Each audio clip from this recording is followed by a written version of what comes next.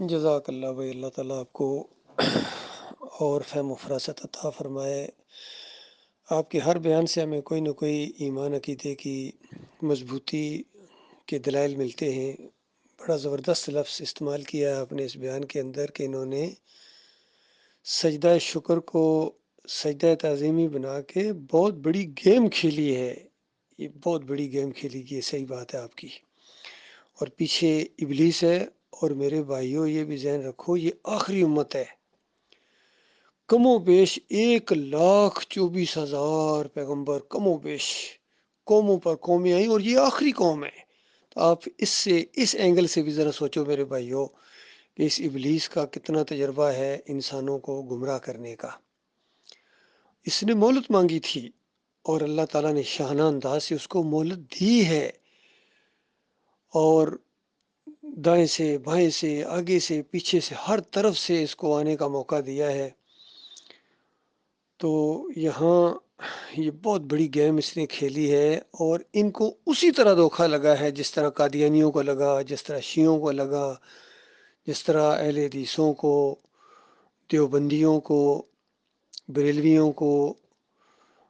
دھوکا لگا، اور خاص کر ان کو بھی یہودیوں کو، عیسائیوں کو۔ آخر ان میں بھی بڑے بڑے پادری اور بڑے بڑے علماء اور بڑے بڑے سمجھدار لوگ ہیں، اور بہت بڑی تعداد ہے آج زمین کے اوپر ان کی، مسلمانوں سے بھی زیادہ ان کی تعداد ہے عیسائیوں کی۔ آخر کہیں نہ کہیں سے تو ان کو دھوکا لگتا ہے نا، اپنے آپ کو مطمئن کرنے کے لیے کچھ نہ کچھ تو وہ سوچتے ہیں،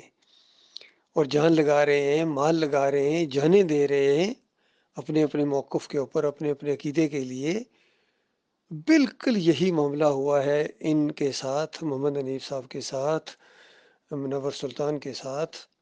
قاری خلیل الرحمان کے ساتھ، ڈاکٹر عبداللہ کے ساتھ، مرکزی شورا اور اسلم صاحب کے ساتھ بالکل یہی معاملہ ہوا ہے، یقین کی جن کی آنکھیں بند کر دی گئی ہیں۔ اور معاملہ وہی ہے جب انہوں نے اللہ کے وقار کو پیچھے کر کے جماعت، وسائل، مساجد، امیر صاحب، نظم و ضبط، یہ چیز آگے آ گئی اور اللہ پیچھے چلا گیا۔ حالانکہ اللہ تو سب سے آگے ہے، اللہ ہی کی وجہ سے تو یہ جماعت کھڑی ہوئی تھی، اللہ کے وقار کی وجہ سے نہ تعداد دیکھی گئی، نہ وسائل دیکھے گئے، نہ کسی کی بڑی پگڑی دیکھی گئی، کسی پر چوٹ لگے کوئی ناراض ہو، یہ اصول جب اپنایا گیا تھا تو یہ جماعت بنی تھی۔ اب چوٹ پڑ رہی ہے محمد حنیف کے اوپر انہی اصولوں کے تحت، تو یہ سب ڈھیر ہو گئے۔ لومڑی کی طرح انہوں نے ممیانا شروع کر دیا، ٹیں ٹیں بکری کی طرح، اور بالکل انہوں نے آنکھیں بند کر لیں۔ کسی ایک کے اندر بھی ذرا برابر وہ فہم نہیں ہے، وہ احساس نہیں ہے کہ ان کو کدھر آنکھیں لے جا رہا ہے وہ بندہ۔ ایک بندہ دیکھا جائے تو کیا اس کی حیثیت ہے؟ ڈاکٹر عثمانی رحمۃ اللہ علیہ کے مقابلے میں تو محمد حنیف صاحب کی کوئی حیثیت ہی نہیں۔ میں مثال دیا کرتا ہوں، جس طرح دن دہاڑے سورج ہو، بالکل پوری روشنی کے ساتھ ہو، لائٹ کے ساتھ، اور اس کے مقابلے میں ایک زمین پر چھوٹی سی موم بتی، اور وہ بھی گھٹیا کوالٹی کی، اچھی کوالٹی کی بھی نہیں، گھٹیا کوالٹی کی موم بتی جلا دی جائے، تو بتاؤ ان کا کوئی مقابلہ ہے؟ اللہ کے بندو، یہ ریشو ہے ڈاکٹر عثمانی رحمۃ اللہ علیہ کے علم کے اندر، فہم و فراست کے اندر، مجاہدانہ انداز کے اندر، اور محمد حنیف کے جو فہم و فراست کے اندر جب مقابلہ کرو گے تو حالانکہ ان کی یہی بہت بڑی بات ہوتی ہے، اگر یہ اسی ایمان عقیدے پر قائم رکھ کے جماعت کو آگے آہستہ آہستہ چلاتے رہتے، آگے اور کوئی اللہ تعالیٰ کسی اور کو پیدا کر دیتا، یہ معاملہ آگے چلا جاتا، لیکن انہوں نے اس کا رخ پھیر دیا، اور سب کی بالکل جس طرح روح نکال دی، انہوں نے روح نکال دیا، بالکل یہ مردہ لاشیں ہیں، یقین کیجئے، چاہے یہ کرنل ثناء اللہ ہو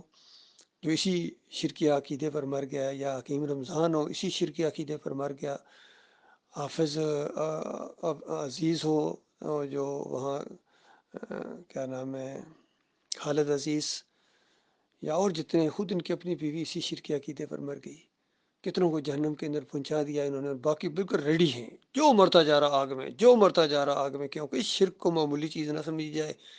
یہ بہت بڑا جرم ہے نبی کے اوپر الزام لگانا، اور پھر اللہ کے اوپر الزام لگانا کہ اللہ نے ایک دوسرے کو سجدہ کروایا۔ بتاؤ، اللہ اپنی حلیت نہیں دیتا ہے؟ اللہ واحد القہار ہے، وہ اگر پوری زمین والوں کو سزا دینا چاہتا، کون ہے، کس کی جرت ہے آگے سے بولے؟ اللہ کے بندو، اس کی بے نیازی کو دیکھو، اور سورہ یوسف یہ آسن القصص اتنی زبردست صورت توحید سے بھری دو پیغمبروں کی زندگی کا ایک انداز مالک سامنے لایا ہے، اور نچوڑ اس کا یہ ہے کہ مشکل اور پریشانی آئے تو صبر کرو، اللہ کی رضا کے لیے اپنے مالک اور خالق کو پکارو ہر موقع کے اوپر، اور خوشی اور آسانی پیدا ہو تو اسی مالک کے سامنے جھک جاؤ، اسی کا شکریہ ادا کرو، یہ صرف اس کی وجہ سے ہوا ہے، کسی اور کی وجہ سے نہیں ہوا ہے۔ ایک بیان کے اندر محمد حنیف صاحب پوری طرح اس کی ایک بیک گراؤنڈ بیان کی، بالکل صحیح بیان کر رہے تھے، اور اس کے بعد جب وخروا لہ سجدا پر آئے تو کہتے ہیں کہ پھر جو ہے شکر گزاری کے طور پر سارے سجدے میں گر گئے، تو ایک دم چونکے، کہتے ہیں پھر بولے، کہتے ہیں اب سوچنا یہ ہے کہ یہ سجدہ کس کے آگے، اچھا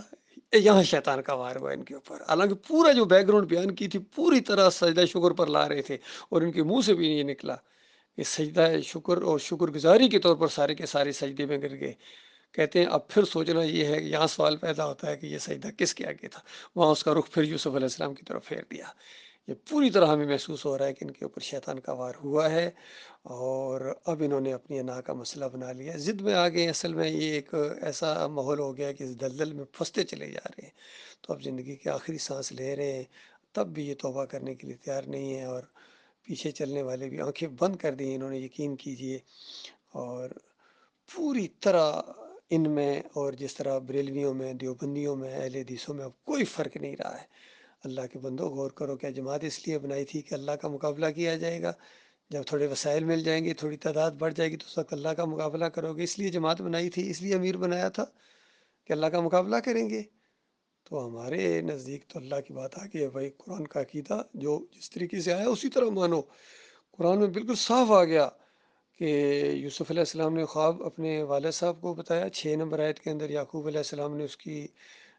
تعویل کی، اس کی تعبیر بتائی، اور مطلب بتایا کہ میرے بچے یہ ہونے والا ہے، تیرے اوپر اللہ تعالیٰ اس طرح رحمت کرے گا، برکتیں کرے گا، جس طرح ابراہیم علیہ السلام اور اسحاق علیہ السلام۔ تو بتاؤ ان کو کہ اللہ نے سجدے کروائے تھے؟ اس انداز سے اللہ تعالیٰ نے یہ بات بیان کیا، تمہیں فہم و فراست عطا فرمائے گا، یعقوب علیہ السلام کے خاندان کے اوپر اللہ تعالیٰ مہربانیاں کرے گا۔ تو نبوت سے اوپر کوئی چیز نہیں ہوتی ہے، یاد رکھیے، نبوت کے اوپر پھر خدائی ہے، سمجھ لیجیے۔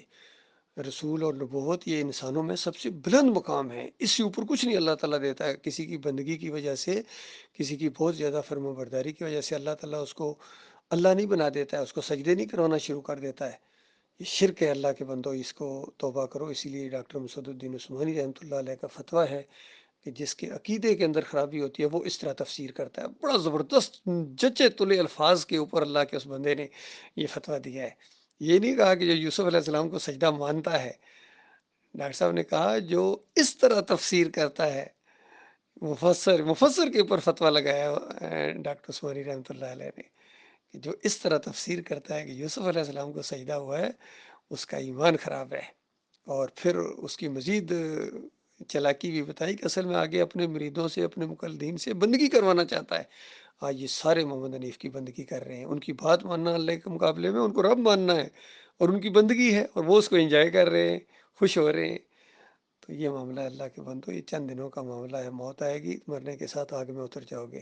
خون اور پیپ کی وادیوں کے اندر جب تمہیں گھسیٹا جائے گا، تمہیں سب سے زیادہ تکلیف ہوگی، کیونکہ تم توحید کے قریب آ کے توحید کا ذائقہ چکھ کے پھر اس کو پیچھے کر کے تم نے شرک اپنایا ہے۔ یہ بہت بڑا جرم ہوتا ہے، بہت بڑا جرم ہوتا ہے جو اس انداز سے مومنوں کو مشرک بنا دے۔ تو انہوں نے اسی طرح کر دیا، مجاہدوں کو مجاور بنا دیا، کتنی محبتیں تھیں آپس میں، انہوں نے بالکل نفرتوں کے اندر بدلی کر دیا، اور اس طرح بنتے ہیں فرقے۔ ہمیں تو اللہ تعالیٰ نے ایک فرقہ بنتے دکھایا ہے، ایک طاغوت بنتے دکھایا ہے کہ عالم دین طاغوت کس طرح بنتا ہے، اور پھر اس کا کفر کرنے کی بجائے اس کی جو بندگی کرنے والے لوگ ہوتے ہیں وہ کس طرح کے ہوتے ہیں۔ ہمارا ایمان تو مضبوط ہوا ہے بھائی، ہمارا ایمان ہے کہ اللہ تعالیٰ جس کو چاہتا ہے ہدایت دیتا ہے، اور جس کو چاہتا ہے محروم رکھتا ہے، اور جب تک یہ اللہ کی طرف رجوع نہیں کریں گے ان کو ہدایت نہیں دی جائے گی۔